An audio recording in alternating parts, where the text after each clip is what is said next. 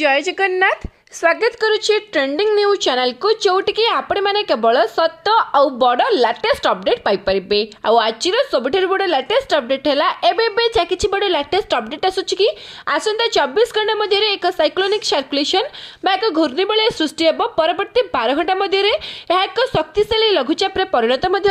जहाँकि पश्चिम उत्तर पश्चिम दिग देखिए गति कर तो किसी वेदर फोरकास्ट मॉडल मैंने जहाँ किसी आकलन कर साइक्लोन बात्या कन्वर्ट हो पारे तो जार रेंज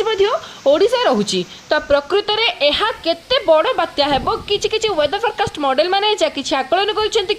एक सीवियर साइक्लोन एक भीषण सामुद्रिक झड़ परिणत हो पारे तो क्यों जगह लैंडफॉल कर सहित ए लघुचापटी केते भयंकर कहीं बात्या कन्वर्ट होबार संभावना सबुठ अधिक अच्छी आम ओडिशा रे एहार केउं जिला मानकर केते प्रबल प्रभाव रहिबो ए सब को जानिया पाई निश्चित वीडियो को शेष पर्यंत देखंतु। जो भाई माने जो संग माने आज नुआ करी चैनल को हस्तिबे चैनल को सब्सक्राइब करके पाखरे आसुतबा बेल आइकन को प्रेस करी ऑल नोटिफिकेशन को ऑन करंतु। पर्टिकुलरली आपण मानक जिला मानकर आपण मानक एरिया मानकर आगो को संभावना थिबा वर्षा बन्या बात्या आ लघुचाप सबरे लेटेस्ट आ फास्ट अपडेट आपण मानक पाखरे पहुंची जिवो सेमिति भल पाइबा आपण माने जारी रखिबे वीडियो को समस्ते गोटे गोटे लाइक निश्चित करेंगे। तो डेरी न करी आरंभ करबा कौन तो एबे जा किछि लेटेस्ट अपडेट आसुछि दक्षिण अंडमान सागर रे सृष्टि हेबाकु थिबा लघुचाप को नेकी कि आईएमडी ऑलरेडी कन्फर्मेशन करे सारिछि कि आसंता 24 घंटा मध्य एक लघुचाप क्षेत्र सृष्टि हेबो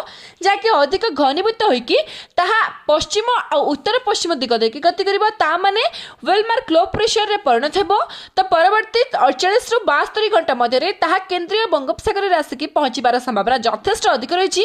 आउ जदि ताहा दक्षिण अंडमान सागर रु सीधा जदि पश्चिम उत्तर पश्चिम दिग देखि गति करे ताहले आसंता डिसेंबर प्रथम सप्ताह 2 तारिख बा 3 तारिख मध्य ता स्थलभाग अतिक्रम करिजिवो केउ जगह ना हुए तो आंध्र प्रदेश बा दक्षिण ओडिशा पाखापाखि कि मैक्सिमम तमिलनाडु पाखापाखि ता स्थलभाग अतिक्रम करिवो आ जदि केंद्रीय बंगोपसागर रु ताहा रिकवर करे ताहले भी ओडिशा रेंज रे रहउची आ एथर नॉर्थ ओडिशा रेंज रे रहउची ता माने बालेश्वर पाखरु नै कि जगतसिंहपुर पर्यंत तो सब एरिया देखि जाई पारे। तो जैसन निकोल्स जी कि अमेरिका पाणीपाग विज्ञान केन्द्र आको वेदर हेड अच्छंती आउ जहाँ किसी आकलन करिसेंती कि वेस्टर्न डिस्टर्बांस रो जेतेबेले प्रभाव रहउची ताहा संपूर्ण ओडिशा आड़ को मध्य एहा बात्यार रूप नै कि आसी पारे आ बात्यार रूप काहेकि नेबो ना देखंतु अक्टोबर आ नवेम्बर मास को बात्यार मास बोली आमे कहिताउ आमे आकलन करिसेंती पूर्वरु ही कारण अक्टोबर मास 1999 मसिया रे महाबात्या आसीतिला ता सहित वर्तमान मॉनसून सीजन ऑलरेडी स्टार्ट हे सारिछि कर्नाटक तमिलनाडु ये सब राज्य मानक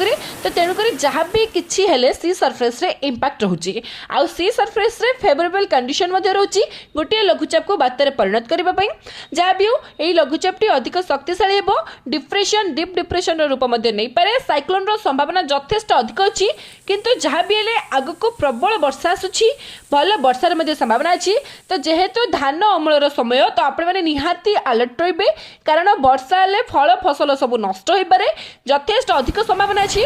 छड़ा आसंता किछि घंटा मध्य जितेबाला लघुचाप क्षेत्र सृष्टि हो प्रकृत में ताहा केते भयंकर रूप नेब केंद्रीय बंगोपसागर को आसला परे केउ आड़ को जीवो केउठी लैंडफॉल करिवो आम ओडिशा रे जदि नॉर्थ ओडिशा आड़ को आसिला ताहाले बालेश्वर भद्रक जाजपुर केन्द्रापड़ा ए सब एरिया मानकर इंपैक्ट अधिक रहिबो किंतु जहाँ भी हो आसंता किछि घंटा मध्य जितेबाला वेदर फोरकास्ट डिपार्टमेंट तरफ जहाँ भी किछि लेटेस्ट अपडेट आसिबो संगे संगे मु अपलोड करदेबी आपण मानक पाखरे पहुंची जिवो सेति आम चैनल सहित निहाती जड़ित होइक रुहंतु वीडियो भल लागितिला समस्तक पाखकु शेयर करबा सहित